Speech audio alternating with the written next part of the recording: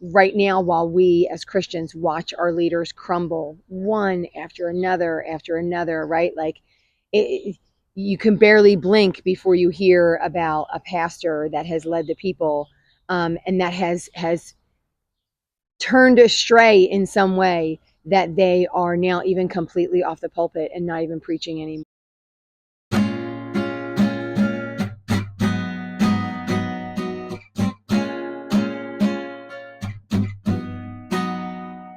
Hey, everybody, welcome to day 204 of Bible 365. I am your host, Kathy Carter, and this is a program where I read through the Bible in 365 days using the chronological Bible reading plan from oneyearbibleonline.com. Today's reading is, again, it's day 204. It is July 22nd, and our reading, it's a repetitive reading. So it is 2 Kings 20, 1 through 19, Isaiah 38 and 39, and 2 Chronicles 32, 24 through 31. It's actually, I don't want to say it's a short reading, but it is a very repetitive reading. So we're coming to this place where we see a lot of the stories repeating themselves, which is great because it helps us remember them. But for these, it's nice because it's going to be a relatively short reading. So, because you'll just be reading it over and over again. So if you have been with me before, you know the drill. I feel like most of you have been with me before. This is the time of Hezekiah. And so we are reading from Kings and Isaiah and Chronicles. And so there's some history in here. And even Isaiah, these like sections in Isaiah is all a lot of historical information, because it's all the information that happens with Hezekiah, because Isaiah is the prophet that lives at the time where Hezekiah is king. Hezekiah is king over the nation of Judah, which is a tiny kingdom. It's God's chosen people, right? So it's the Israelites that live in the kingdom of Judah, made up of the three, I just ran right into me, made up the three tribes of Judah, Benjamin, and Levi, and then, a little bit of stragglers here and there from other nations. And so they are living in Judah, where Israel has been taken away by the land of Assyria, the nation of Assyria. So Hezekiah is in communion with talks to Isaiah, right? So they're in conversation. He's obviously a prophet to the king, because it looks like they know each other in a sort of way.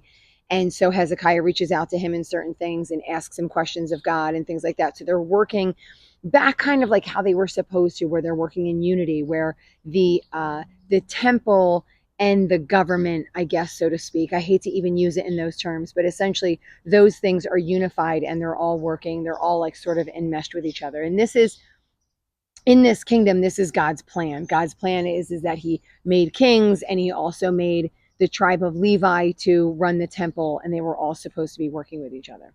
So Hezekiah is a good king that follows the Lord. And it looks like Hezekiah gets sick. So what we had seen is, if you guys remember, we had seen Assyria kind of come in and knock on the door, and Hezekiah prayed to the Lord, and the Lord was like, I'm going to get rid of him, right? It was a sign that he was going to get rid of him. And that is what happened. Field commander came in, and they were kind of Assyria was getting attacked on all sides. And then they all went away into a different area, right? So Judah is no longer under attack by Syria. And now what we see is that the king Hezekiah is ill.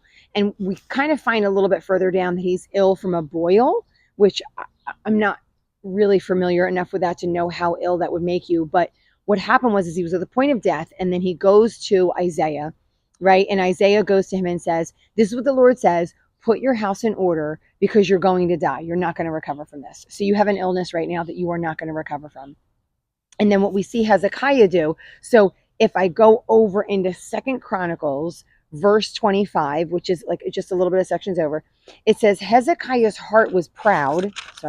Hezekiah's heart was proud, and he did not respond to the kindness shown to him. Therefore, so this is how we see, there's a couple areas, because what we've seen so far up to this point is that Hezekiah was like faithfully following the Lord. He took down all the Asherahs, he took down all the poles. He brought the Levites back. Like, he did all these things, and he followed the Lord. He loved the Lord. And so we've mostly seen that from him. So it's nice to kind of get a little bit of a taste of what was going on and why some of these things were happening. And it was because Hezekiah was prideful. And so there were areas in which he was turning away from the Lord. And so way back when, Moses did this same thing. So there was an area where Moses, and the details are sort of sketchy, but Moses tapped the rock that shot water out and that that gave everybody water when they were going through the desert. But it seems like he didn't thank the Lord for it, or he didn't make known that it was the Lord that did it, or he didn't, whatever it was. It looked like he was prideful in such a way that the Lord was like, now, because of what you just did, you're no longer going to go into the promised land. And so Moses was not taken into the promised land.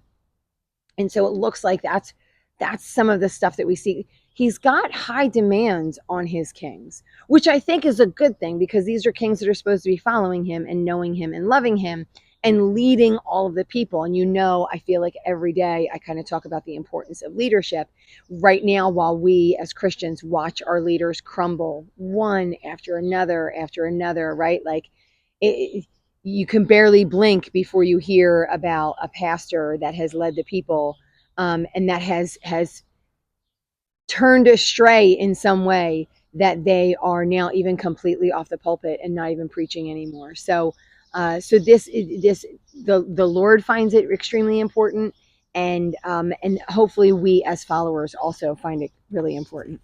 So anyway, so it says in this verse 25, but Hezekiah's heart was proud, and he didn't respond to the kindness shown to him. Therefore, the Lord's wrath was on him and on Judah and Jerusalem. Then he repented of his pride. And so how do we see him repenting of his pride? And I think these coincide. This is why I have them together. How did we see him repent? It says, before Isaiah had left. Nope, it says Hezekiah in verse 2 of 2 Kings 20. Hezekiah turned his face to the wall and prayed to the Lord.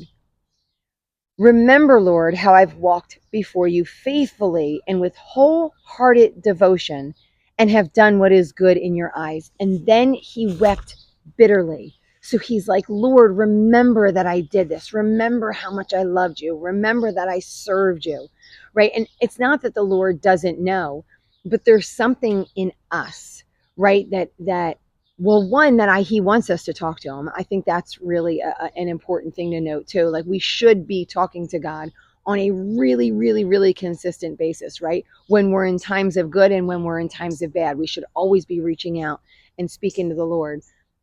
So he's reminding God, like, remember I did all this. And so obviously he's sad. He doesn't want his life to end.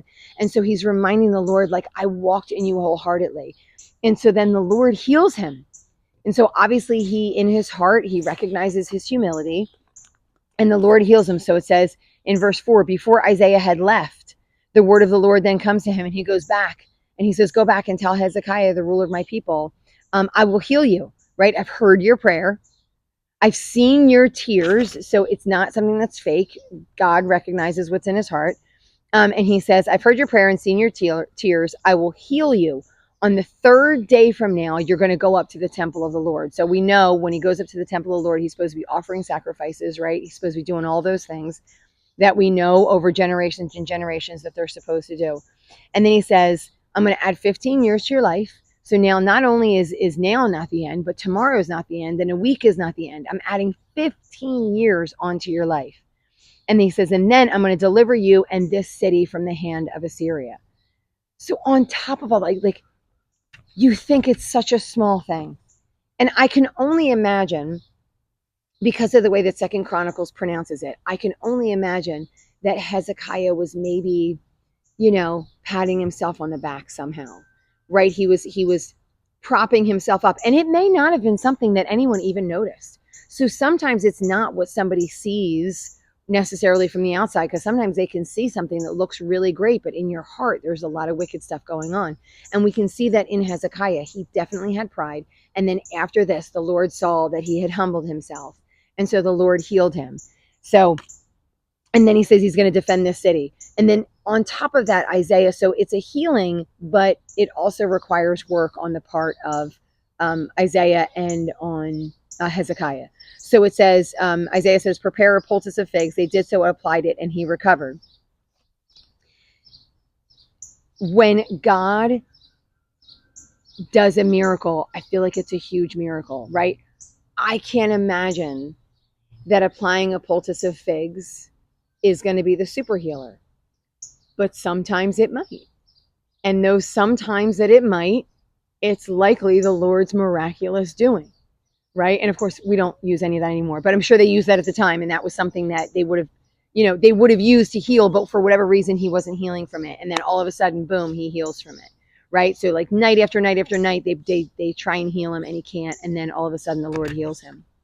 And then in verse 9, it says, Isaiah says, this is the Lord's sign to you. So he's asking for a sign because Hezekiah wants a sign. Like, I just want to know, I want to make sure. And I think this is really great too, because this is a great way. And I don't want to say to test the Lord in a bad way, but to test the Lord in a good way. Like, is this the truth? Is this the true word of the Lord? Or is this just something you're thinking because of it's in your heart?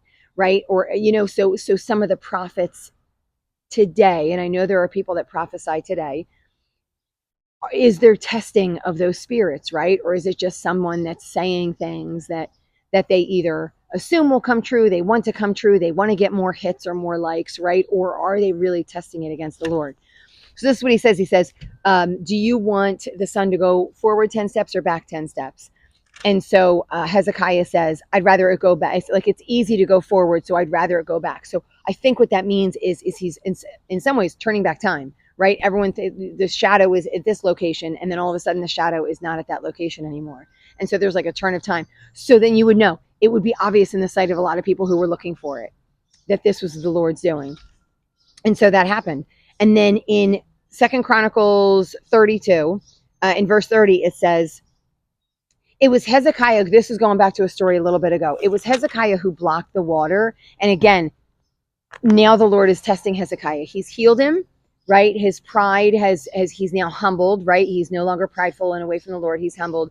And we're going back to that story where it was funny, because when I read that story, I felt like there was no ending to that story. There's a story a couple of days ago where Hezekiah blocked the water off from the people that were coming around to Assyria. And so he blocked the water. And so he said, if you're going to be in my land, the least I can do is kind of dehydrate you, right? To make you not being able to drink any water. And so God is bringing us back to this plan, because it says in verse 30, it was Hezekiah who blocked that upper outlet of the spring and channeled the water down to the west side of the city. He succeeded in everything he undertook. But when envoys were sent by the rulers of Babylon to ask him about the miraculous sign, God left him to test him and know everything that it was in his heart. Is he going to give honor to the Lord, or isn't he? That's what I think that this is saying, right? He's testing his heart, because he's going, is he going to take credit for this? Like, oh yeah, look at how amazing I am, and this was a great plan that I came up with. Or is he going to give all of this to the Lord? Then we see Hezekiah in Isaiah 38. This is all over the place, right? As far as scripture goes. We see Hezekiah. It says, a writing of Hezekiah, king of Judah, after his illness and recovery. So now we're going to see a little bit of what's in his heart. He starts out with, in the prime of my life, must I go through the gates of death? So what we know is that he was obviously upset. He didn't want to die. He was also sick and in pain. So like verses 12 through 14, he says, I cried out like a swifter thrush. I moaned like a mourning dove. My eyes grew weak as I looked to the heavens. I am being threatened. But then he calls out and he says, Lord, come to my aid. So he doesn't want to die. He's in a lot of pain. He reaches out to the Lord. And then it says, he's spoken to me, and he himself has done this. So the Lord is the one who did these things to him. And so then he's like, I will walk humbly all of my years because of the anguish of my soul. Verse 17, surely it was for my benefit that I suffered such anguish. So he realizes that he needed this. And then he says, you have put all my sins behind your back. You've saved me from the pit of destruction. So he saved his life, right? In a very physical way, he saved his life. But there's more to it. He saved him from the pit of destruction. That's more than just death, right? Like, we don't all die and go to the pit of destruction. So it is more. So maybe this has to do with that he was really prideful. The Lord punished him for his pride. And now he's humble and remembering who the Lord is, right? So he saved him from more than just this physical. And I have like these thoughts about what healing looks like now. If we follow the Lord, like, do we need miraculous healing? Because we follow the Lord, right? And we love the Lord. So do we need miraculous healing? But thinking those things, now I'm going to Hezekiah, who followed the Lord, but he had gone astray a little bit, right? So he had sort of forgotten God and leaned on his own understanding, or leaned on himself, or recognized himself as the person who did all these things. And so he needed a little kick in the pants, and that got him back on track. And so that saved him from the pit of destruction. He was guiding towards destruction, and the Lord made him sick, gave him this boil, or if it was a boil and something else, and saved him from this pit of destruction. So when we think of some of the things that we go through and the reasons in which we go through them, I think it is just so important to honor the Lord all of these times also, right? When, I could list the thing. Whatever reason, the first thing that keeps coming to my head is groceries. So right now, groceries are very expensive. And so in this area, I think to myself, this is an area in which I need to be in prayer with the Lord, right? So when my paycheck isn't going as far as it went a year ago, I could blame a whole bunch of people. I'm sure that's really easy to do. I could be mad at God that my paycheck hasn't increased as much as my groceries have. Or I could sit and I could say, this is okay. Like, in some ways, we as a nation probably deserve it. Or I, as a person, probably need to get my feet back in line with the Lord. And so I think it's something to remember as being humans, that even in those most terrible of places, not only is the Lord with you, but there's a very good chance that he put you there as well. And he put you there for a purpose. Are you going to recognize that purpose? And are you going to lean into him, give him the credit, or are you going to do all this all on your own? He doesn't. In verse 20, he says, the Lord will save me, and we will sing with stringed instruments all the days of our lives in the temple of the Lord. And then Isaiah again goes on to say, the poultice of figs. So we know that this is from his boil. Moving on to this last little section, it comes from 2 Kings 20 and Isaiah 39. It is the king of Babylon. So 2 Kings 20, it says, verse 12, at that time, Marduk, son of Baladan, king of Babylon, sent Hezekiah letters and a gift. So you think this is super nice, and maybe it is. We don't really know a whole lot of information yet. Maybe it's super nice. So they send him these letters and a gift, and Hezekiah is like, hey, come check out my place.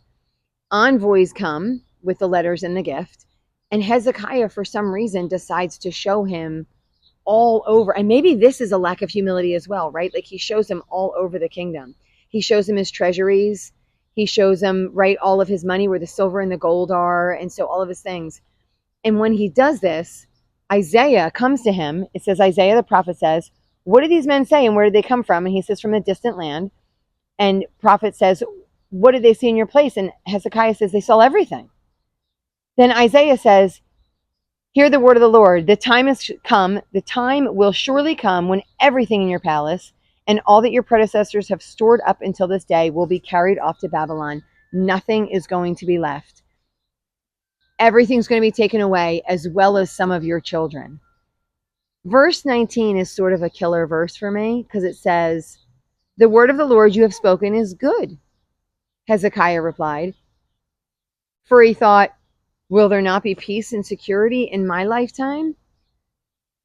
So his kids are going to be taken away, but it seems he's okay with there being peace and security in his lifetime. I could have read this wrong, but this is what I read when I see it. So I get and I appreciate that he's like, this is good, right? The Lord is going to do what the Lord's going to do. This is good. But because his thoughts are peace and security are in his lifetime, but not in the following lifetimes, I feel like is not good, right? So he's totally okay with people after him, all of it, right? Like, he's like, well, good. The good news is the riches all stay with me for the next 15 years that I'm alive. They're not going to be taken away until I'm gone, and all of my children get taken away, or some of my children get taken away.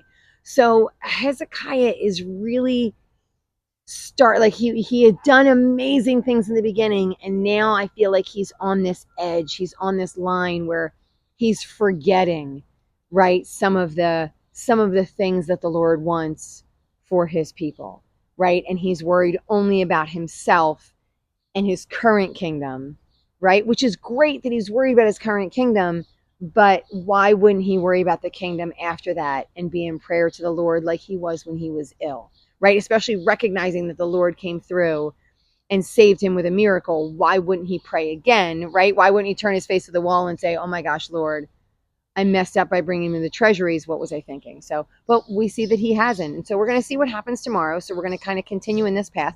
That's it for today. That's all I have for you guys today. I hope this was a blessing to you. And if it was, I want you to like, share, subscribe to the channel, right? And as always, I want you to keep reading. Read first, read always, read again and again and again. Keep reading, and I'll see you guys tomorrow.